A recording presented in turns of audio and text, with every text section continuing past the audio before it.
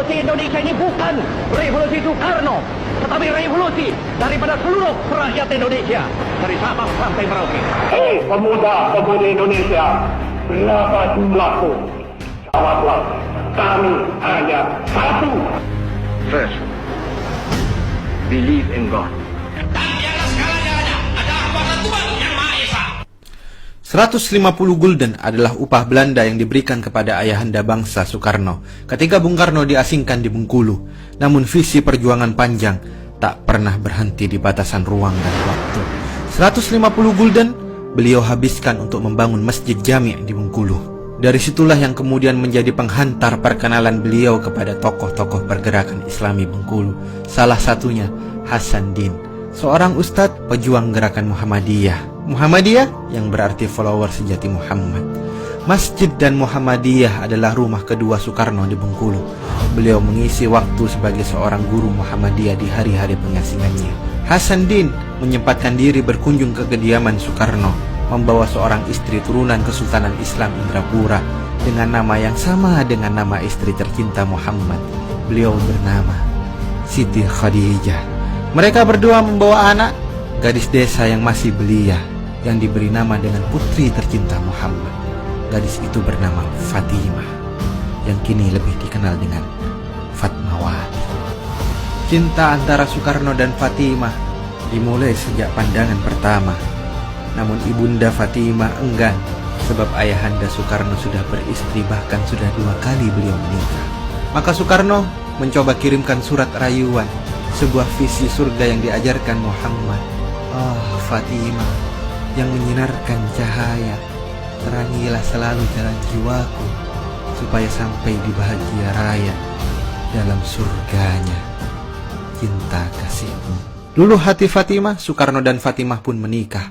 Pernikahan muda Fatimah di usia 20 tahun sebagai istri ketiga Soekarno. Karena kegentingan situasi, mereka menikah dengan prosesi pernikahan nikah wakil. Sebuah pertunjukan sikap yang menunjukkan betapa fahamnya keduanya terhadap syariat agamanya, syariat Islam. Beliaulah yang siapkan selama 1,5 tahun kain yang kemudian beliau jahit dalam kondisi hamil teruntuk perjuangan, persembahan sebagai bendera pertama bangsa. Dengan merah, waqatilu fi sabilillahi alladhi yuqatilunakum wa la ta'tadun. Merah keberanian jalankan kewajiban, merah kebesaran hati untuk berkorban. Dan putihnya innamal a'malu binniyah, putih ketulusan seorang ibu negara, istri, muslimah, dan warga negara. Tuhan kekal dan abadi. Tuhan satu.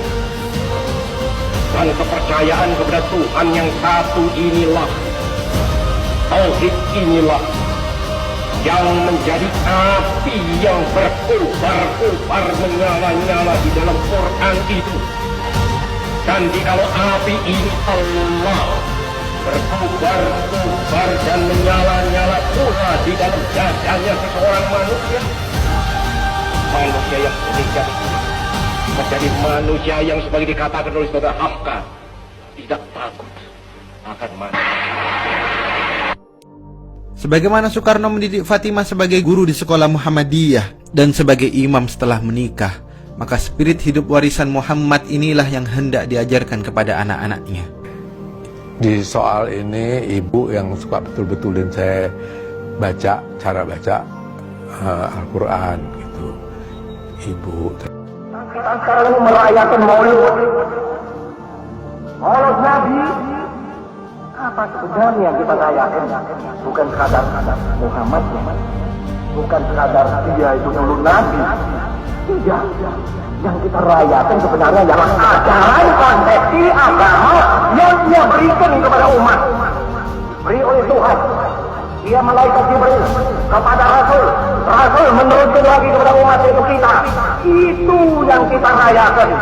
Oleh karena itu maka kita berkata, jikalau benar-benar untuk cinta Muhammad, jikalau benar-benar engkau merayakan Maulid Muhammad bin Abdullah, jikalau benar-benar engkau merayakan Rasulullah yang punya hari Maulid, apa yang dia perintahkan, kerjakanlah apa yang agama yang ia bawa. Kerjakan sama sekali. agar supaya benar-benar kita bisa berdamai. Kita telah menerima api daripada agama yang dibawa oleh Nabi Muhammad SAW. Yub'atsu kullu 'abdin 'ala ma mata 'alaihi ay yamutu 'ala ma 'asha 'alaihi wa yub'atsu 'ala dzalik. Di jalan jihad dia menemui Rabb-nya. Fatimah pun Allah wafatkan ketika beribadah umrah, memenuhi panggilan Rabb-nya di tanah kehidupan Nabi-Nya Muhammad.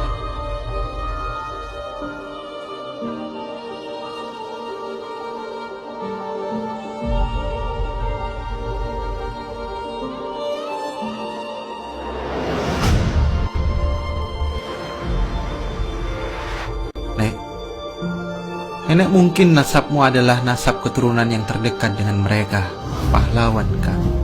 Namun jangan engkau seenak hati memfitnah dan menggunakan nama mereka untuk merendahkan Nabi yang dimuliakan pahlawan kami, serta menghina agama yang menjadi jalan hidup mereka selama masih di dunia, selama masih berjuang merebut kemerdekaannya.